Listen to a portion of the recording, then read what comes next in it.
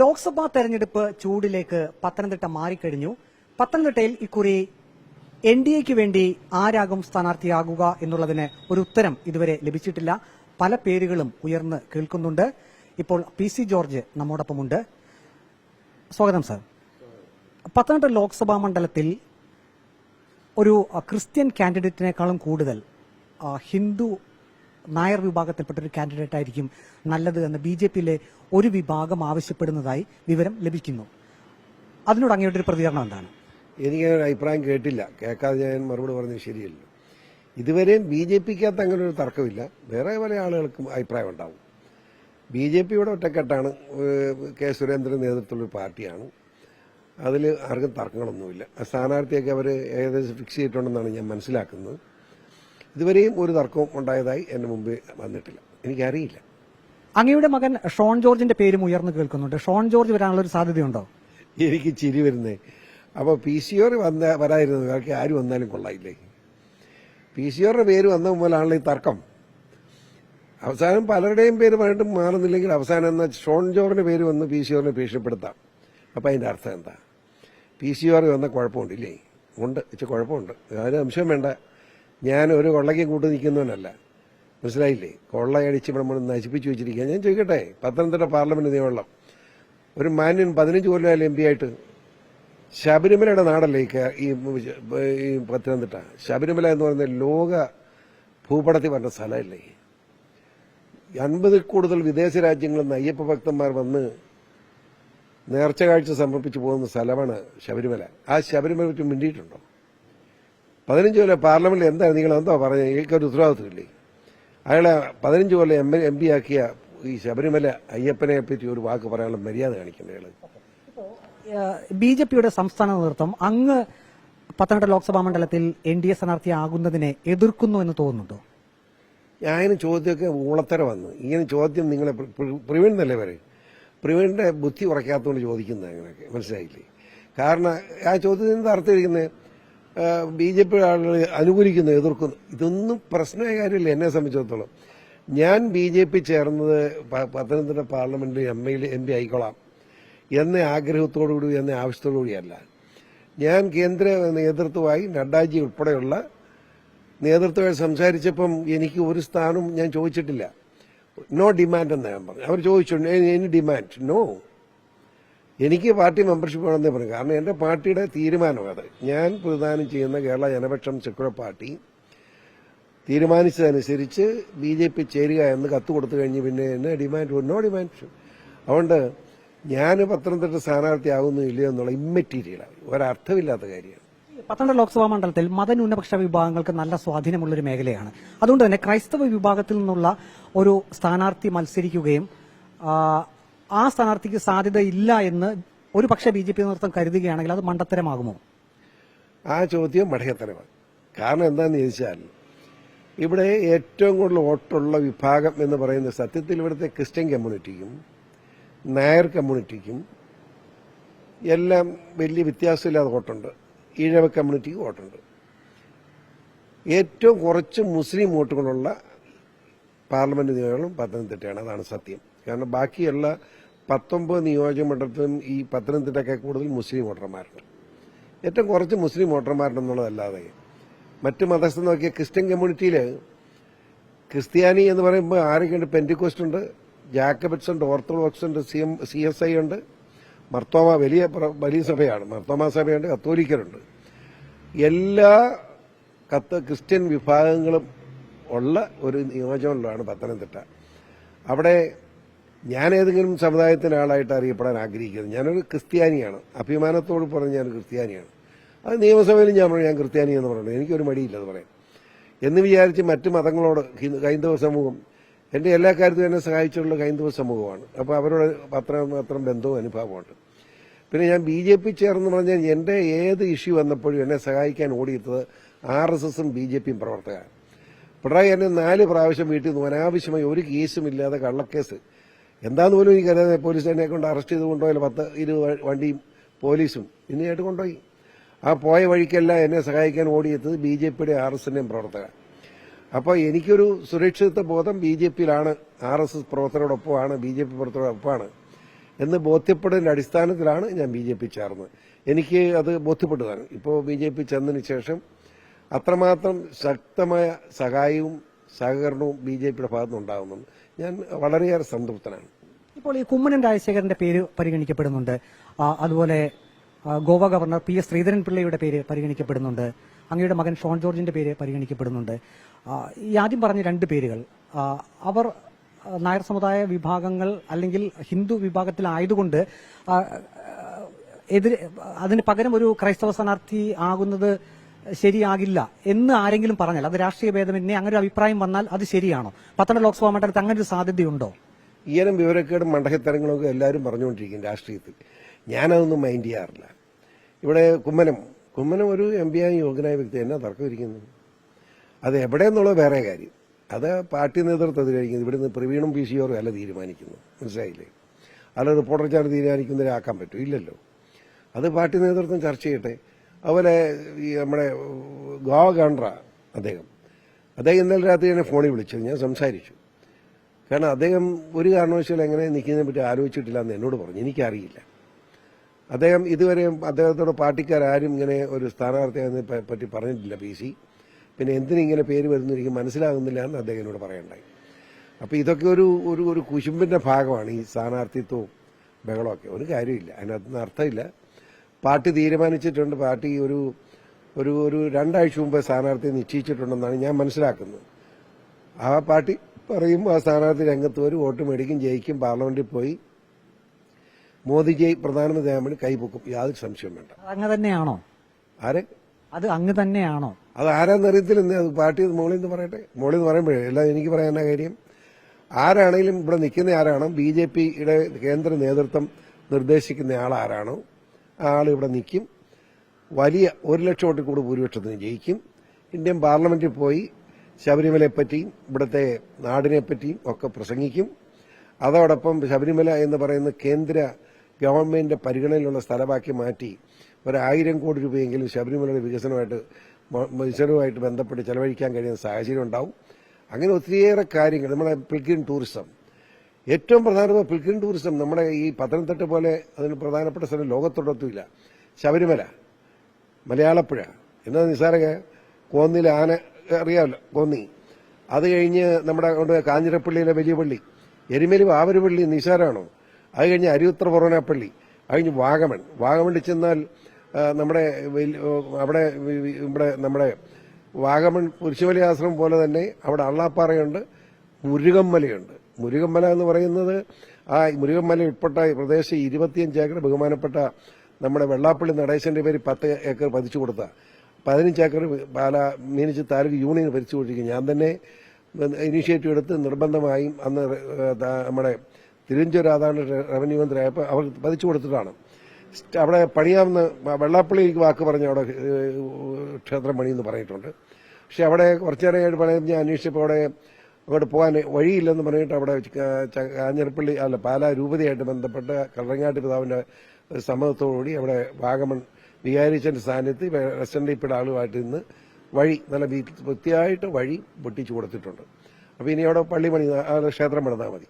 അപ്പോൾ ഇതെല്ലാം കൂടെ ബന്ധപ്പെടുത്തിക്കൊണ്ട് ഒരു പിൽഗ്രിം ടൂറിസമാണ് ഞാൻ ഉദ്ദേശിക്കുന്നത്. അത് കേന്ദ്ര ഗവൺമെന്റിന്റെ പണം കിട്ടണം. അത് ചെയ്യും. എന്ത് ചെയ്യാൻ കേന്ദ്ര ഗവൺമെന്റ് തയ്യാറാണ്. അത് കേന്ദ്രത്തിൽ എപ്പോഴും തെറി പറഞ്ഞുകൊണ്ടെന്ന് അവരും കൊണ്ട് നോക്കൂ. കേന്ദ്രത്തിന് അനുകൂലമായ ജനം കേരളത്തിലുണ്ടെന്ന് കേന്ദ്രത്തിൽ ബോധ്യപ്പെട്ടാൽ അവർ എന്തും ചെയ്യും. ആ നില ഞാൻ സൃഷ്ടിക്കും, ഒരു സംശയം വേണ്ട. BJP കേന്ദ്ര നേതൃത്വത്തിന്റെ മനസ്സിൽ പത്തനംതിട്ട ലോക്സഭാ മണ്ഡലത്തിൽ ഒരു ക്രൈസ്തവ വിഭാഗത്തിൽ നിന്നുള്ള ഒരു സ്ഥാനാർത്ഥി തന്നെയാണോ? അങ്ങേക്ക് എന്താണ് അറിയാൻ കഴിഞ്ഞിട്ടുണ്ടോ? ഞാൻ അതിനെപ്പറ്റി അഭിപ്രായം പറഞ്ഞത് ശരിയല്ലെന്ന് ഞാൻ മനസ്സിലായില്ലേ. ഞാൻ അഭിപ്രായം പറഞ്ഞതിൽ ഞാൻ കേട്ടിടത്തോളം ഒരു ക്രിസ്ത്യൻ കാൻഡിഡേറ്റിന്റെ പേരാണ് ഞാൻ കേട്ടത്. അങ്ങനെയാണ് ഞാൻ മനസ്സിലാക്കുന്നത്. അതിപ്പോ അവർ പ്രഖ്യാപിക്കട്ടെ, അപ്പോൾ അറിയാൻ മതി. ഇപ്പൊ അത് ക്ഷമിക്കുന്നേ, ഒരു 4-5 ദിവസം കൂടെ ശ്രദ്ധിച്ചാൽ പോരെ. ഇപ്പോൾ ഈ ലോക്സഭാ തെരഞ്ഞെടുപ്പിൽ LDFന്റെ കാര്യം നാം എടുക്കുകയാണെങ്കിൽ ഇപ്പൊ സംസ്ഥാന സർക്കാരിനെതിരെ വിലക്കയറ്റം, ക്ഷേമ പെൻഷൻ കിട്ടുന്നില്ല, അങ്ങനെ ധാരാളം വിമർശനങ്ങൾ വരുന്നു. ഒപ്പം മുഖ്യമന്ത്രിയുടെ മകൾക്കെതിരെ വിമർശനങ്ങൾ വരുന്നുണ്ട്. മാധ്യമങ്ങളിലെല്ലാം അത് വലിയ ചർച്ചയാകുന്നു. ഈ ഒരു വിഷയത്തിൽ അങ്ങയുടെ ഒരു നിലപാടെന്താണ്? അതായത് ഈ നിലപാട് പറയാൻ മടിക്കുന്നില്ല. പിണറായി വിജയൻ കമ്മ്യൂണിസ്റ്റ് പാർട്ടി എന്ന് പറയുന്നത് തന്നെ ഇന്ന് അസ്തമിച്ചു. ചൈനീസ് പക്ഷപാതികളായി വരും, അല്ലാതെ ഇന്ത്യയുടെ പക്ഷപാതം ഇല്ലല്ലോ. അവരുടെ അഴിമതിയിലൂടെ കോടകൾ ഈ കേരളത്തിലെ മുഴുവൻ സ്വത്തും തട്ടിയെടുക്കാനാണ് ശ്രമിക്കുന്നത്. ആ തട്ടിയെടുത്തുകൊണ്ട് പോകുന്ന ഭാഗമാണ്. അതിന്റെ ഭാഗം എന്ന നിലയിൽ ഇവിടെയും കൊണ്ട് സ്ഥാനാർത്ഥി നിർത്തി. ആരാ നിർത്തിയിരിക്കുന്നത്? ഐസക് ഇന്നലെ ഞാനുമായിട്ട് കണ്ടു. വളരെ സ്നേഹം. ഞാൻ ഐസക് ഒരുമിച്ച് എറണാകുളത്ത് ദേവർക്കോളയിൽ പഠിക്കുകയായിരുന്നു. അവിടെ നിന്നുള്ള ബന്ധം എനിക്കുണ്ട്. നിയമസഭയ്ക്കകത്ത് ഞങ്ങൾ തമ്മിൽ ഫൈറ്റ് ചെയ്തിട്ടുണ്ട്. ആ ഫൈറ്റ് സാമ്പത്തിക കാര്യത്തിൽ ഐസക്കിന്റെ കാഴ്ചപ്പാട് ശരിയല്ല എന്ന ഉറച്ച അഭിപ്രായം എനിക്കുണ്ടായിരുന്നു. ഞാൻ സഭയിൽ വെച്ച് MLA-മാർ മുഴുവൻ ഇരിക്കുമ്പോഴല്ലേ തർക്കം നിയമസഭക്കാട് നോക്കി അറിയാം. അന്ന് ഐസക്ക് ഞാൻ കൂടെ തർക്കം മൂത്ത് കഴിഞ്ഞപ്പോൾ ഐസക് എന്നോട് പറഞ്ഞു, ഞാനും നിൽക്കുന്ന ഐസക്ക് നിൽക്കുക. PCയുടെ അഭിപ്രായം എന്റെ അഭിപ്രായം ഞാൻ ഇങ്ങനെ പോകുന്നു. PC ഇഷ്ടം പോലെ തീരുമാനിക്കാം, യോജിക്കാം വിയോജിക്കാം എന്ന് പറഞ്ഞ് ചർച്ച അവസാനിച്ചിരിക്കുക ചെയ്തത്. അർത്ഥം മനസ്സിലായില്ലേ? ഇവിടെ ഐസക് എന്ന് പറയുമ്പോൾ ഇപ്പം 4,50,000 കോടി രൂപ കടത്തിലാണ് കേരളം. ആരാണ് ഉത്തരവാദി? ഐസക് അല്ലേ? നിഷേധിക്കാൻ പറ്റും. ഇത് 57 കടവാന്ന് അല്ല. 1957 ശങ്കരൻ നമ്പൂതിരിപ്പാട് മുഖ്യമന്ത്രിയായി തുടരുന്ന അന്ന് മുതൽ 2016 ഉമ്മൻചാണ്ടി മുഖ്യമന്ത്രിയായി മുഖ്യമന്ത്രി സ്ഥാനം പിരിയുന്ന നിമിഷം വരെ നമ്മുടെ കടം എന്ന് പറയുന്നത് 1,00,000 ചില്ലാനും കോടി രൂപയാണ്. അത് 1,16 പറയുന്നു, 1,50 എന്ന് പറഞ്ഞു. അത്രേ ഉള്ളൂ. ഏതായാലും 1,50 താഴെയാണ്. ഇപ്പൊ എത്രയാ? 4 ലക്ഷം കോടി. അതെങ്ങനെ വരും? അപ്പോൾ ഈ 8 കൊല്ലം കൊണ്ടാണ് 3.5 ലക്ഷം കോടി രൂപ 3 ലക്ഷം കോടി രൂപ വന്നിരിക്കുന്നത്. ഇതെന്നാ കാണിച്ചതാ? ഇന്ത്യ ഉടനെ പിണറായി വിജയൻ കേന്ദ്രം തരാനുണ്ടെന്ന്. കേന്ദ്രം എങ്ങനെ തരും? കണക്ക് കൊടുക്കണ്ടേ? അതായത് 3,100 രൂപ മറ്റേ കോടി രൂപ കൊടുക്കാനുണ്ടെന്ന്. അത് ശരിയാണെന്ന് കേന്ദ്രം ഒന്ന് സമ്മതിച്ചു. ഇപ്പാണ് തരാം. അതിന്റെ കണക്കെങ്കിൽ തന്നു. ആ ഒരു സ്കീമിൽ കൊടുത്ത കാശിന്റെ കണക്ക് കിട്ടാൻ ബാക്കി കൊടുക്കാൻ പറ്റുമോ? അതിന് കണക്ക് കൊടുക്കാൻ പറ്റില്ല. പാകമാറ്റി ചെലവഴിച്ചിരിക്കുക. പിണറായി വിജയനും മകളും ഭാര്യയും എല്ലാം കൂടെ വിദേശത്ത് ടൂർ നടത്തത്. പിണറായിയുടെ വീട്ടിൽ 2ാം നിലയുടെ ലിഫ്റ്റ് ഉണ്ടാക്കിയത്. അവിടെ 45 ലക്ഷം രൂപ കക്കൂസ് പശുക്കൂടുണ്ടാക്കിയത്. ഇതൊക്കെ എങ്ങനെ കണക്കായിട്ട് കൊടുക്കാൻ പറ്റും? അവരെന്ത് കാര്യത്തിനൊന്നും ആ കാര്യത്തിന് ചെലവഴിക്കണ്ടേ? അതിന് ഭാഗമാറ്റി ഇങ്ങനെ സ്വന്തം കാര്യത്തിന് ചെലവഴിച്ച് കണക്ക് കൊടുക്കാൻ പറ്റുമോ? കണക്കില്ല. കണക്കില്ലാതെ കാശും കിട്ടുന്നില്ല. ആരോടാ കുറ്റം പറയുന്നത്? ഇതൊരു മുടിഞ്ഞ ഗവൺമെന്റ് കേരളത്തെ തകർത്ത് തരിപ്പണമാക്കി. ഇനിയെങ്കിലും ഈ കമ്മ്യൂണിസം ഉപേക്ഷിക്കാൻ കേരളത്തിലെ ജനങ്ങൾ തയ്യാറായില്ലെങ്കിൽ നമ്മുടെ കേരളം തണ്ടി കുത്തുവാളയെടുക്കും. എന്റെ അഭിപ്രായം അതാണ്. മുഖ്യമന്ത്രിക്കെതിരെയും അതേസമയം തന്നെ മുഖ്യമന്ത്രിയുടെ മകൾക്കെതിരെയും സ്ഥിരം ഇങ്ങനെ വിമർശനങ്ങൾ വരുന്നുണ്ട്, ആരോപണങ്ങൾ വരുന്നുണ്ട്. അത് ഈ ലോക്സഭാ തെരഞ്ഞെടുപ്പിൽ ഇടതുമുന്നണിയെ ദോഷകരമായി ബാധിക്കുമോ? സംശയം എന്താ? ഒരു സംശയം വേണ്ട.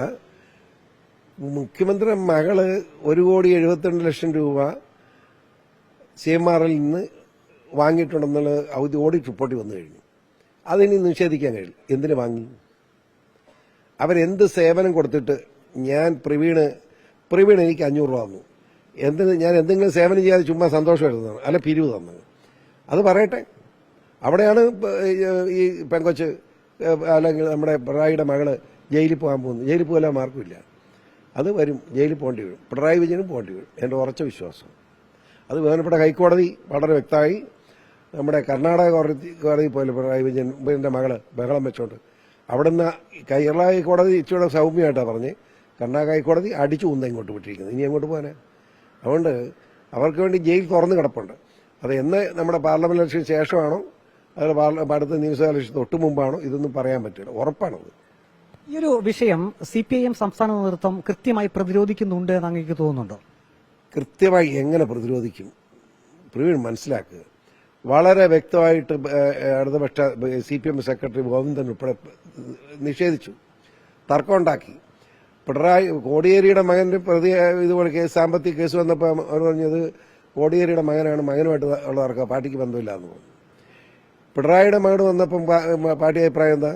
അത് പാർട്ടി ലെവലിലും നിയമപരമായും പാർട്ടി ലെവലിലും നേരിടുമെന്ന് പറഞ്ഞു. എന്നിട്ട് ഇപ്പം എന്തായി? കർണാടക ഹൈക്കോടതിയിൽ നിന്ന് വിധി വന്നു കഴിഞ്ഞപ്പോൾ അപകടം മനസ്സിലായി. അപ്പോൾ ഗോവിന്ദൻ പറഞ്ഞു അതിനെപ്പറ്റി അഭിപ്രായം ചോദിച്ചു.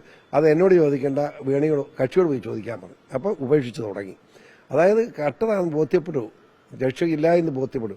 കട്ടതാണെന്ന് ബോധ്യപ്പെട്ടാലും രക്ഷിക്കാമെന്ന് നോക്കി. ഇപ്പം രക്ഷിക്കാൻ പറ്റില്ല എന്ന് ബോധ്യപ്പെട്ടപ്പോൾ ഉപേക്ഷിച്ചു. അത്രേ ഉള്ളൂ. ലോക്സഭാ തെരഞ്ഞെടുപ്പിൽ അങ്ങ് നേരത്തെ പറഞ്ഞതുപോലെ NDAക്ക് ഒരു വിജയം തന്നെയാണ് പത്തനംതിട്ട ലോക്സഭാ മണ്ഡലത്തിൽ പ്രതീക്ഷിക്കുന്നത്. ഏത് സംശയമില്ല. ഞാൻ തർക്കം വേണം. പ്രവീണിയിലൊക്കെ നടന്നെന്ന് അന്വേഷിക്കുക. അപ്പോൾ അറിയാം. ഒരു സംശയം വേണ്ട. വലിയ ഭൂരിപക്ഷം കിട്ടും. കഴിഞ്ഞ തവണ K. സുരേന്ദ്രൻ മത്സരിച്ചപ്പോൾ 2.5 ലക്ഷത്തിലധികം വോട്ട് നേടിയിരുന്നു. അങ്ങനല്ല, അങ്ങനെ പറഞ്ഞാൽ പോരാ. ജയിച്ച സ്ഥാനാർത്ഥിയും കെ സുരേന്ദ്രനും തമ്മിലുള്ള ഡിഫറൻസ് 68,000 വോട്ട്. രണ്ടാം സ്ഥാനത്ത് CPM വന്നത്, മൂന്നാം സ്ഥാനത്താണ് സുരേന്ദ്രൻ വന്നത്. രണ്ടാം സ്ഥാനത്ത് CPM ദയനീയമായിരിക്കും. കാരണം ആലപ്പുഴക്കാരന് നാടുമായിട്ട് ബന്ധമില്ലാത്തവൻ, കേരളത്തിലെ ജനങ്ങളെ മുഴുവൻ കിഫ്ബിപ്പെടുത്തി കടക്കണയിലാക്കിയവൻ എന്ന പേര് ഉൾക്കൊള്ളുന്ന ഐസക് ഇവിടെ വന്ന് എങ്ങനെ വോട്ട് മേടിക്കാനാ? അതുപോലെ തന്നെ ഇത്രയും നാണം കെട്ടൊരു ഗവൺമെന്റ് ഇല്ല. ആ ഗവൺമെന്റ് പ്രതിയാണ് വരുന്നത്. സ്വാഭാവികമായിട്ട് ജനം വോട്ട് ചെയ്യാനാ. സഹാക്കന്മാർക്ക് വോട്ട് ചെയ്യാൻ പറ്റാത്ത നിലയാണ്. അപ്പം ഐസക് താഴെ പോവും. ആ രണ്ടാം സ്ഥാനക്കാരൻ താഴെ പോകുമെന്ന് മാത്രമല്ല, മൂന്നാം സ്ഥാനത്തുള്ള ആളുടെ പ്രത്യേകത എന്താ? മൂന്നാം സ്ഥാനത്തുള്ള സുരേന്ദ്രന് 68,000 വോട്ടുള്ള, അതായത് 35,000 വോട്ടൂടെ MP ആയിട്ട് ജയിച്ചയാളുടെ കിട്ടിയത് സുരേന്ദ്രന് MP ആയി. മനസ്സിലായില്ലേ? ഇവിടെ ഒരു നിലവിലൊരു MP കാണാനില്ലെന്ന് എല്ലാവരും ഉണ്ട്. ഇപ്പം ഈ ഒരു 2 മാസമായിട്ട് കുറെ വെയിറ്റ് ഷർട്ട് പഠിക്കുന്നുണ്ട്. വെയിറ്റ് ഷർട്ട് MP എന്നാ പറയുന്നത്. വെയിറ്റ് ഷർട്ട് MP ആയിട്ട് നടക്കാം, മനുഷ്യനോട്ട് കിട്ടുകയില്ല. അല്ല, ഞാനൊരു വോട്ടറാണ്, ഞാൻ വോട്ട് ചെയ്യല. അർത്ഥം മനസ്സിലായില്ല. ഞാൻ ഇപ്പം സ്ഥാനാർത്ഥി എന്നുള്ളതിലല്ല, ഞാനൊരു വോട്ടർ എന്നല്ല ഇന്ന് വരെ ആന്റോയ്ക്ക് വോട്ട് ചെയ്തിട്ട് വോട്ട് ചെയ്യാൻ പറ്റില്ല. കാരണം അയാളൊരു MP എന്നതിൽ ജോലി ചെയ്തിട്ടില്ല, ഈ നാടുമായിട്ട് കാണുന്നില്ല. അയാൾ അമേരിക്കയിലും ഇംഗ്ലണ്ടിലും ഒക്കെ ടൂർ കിടക്കുക. അങ്ങനെ ടൂർ എടുക്കാനാണോ ഒരുത്തന്നെ MP ആക്കി വിടുന്നത്?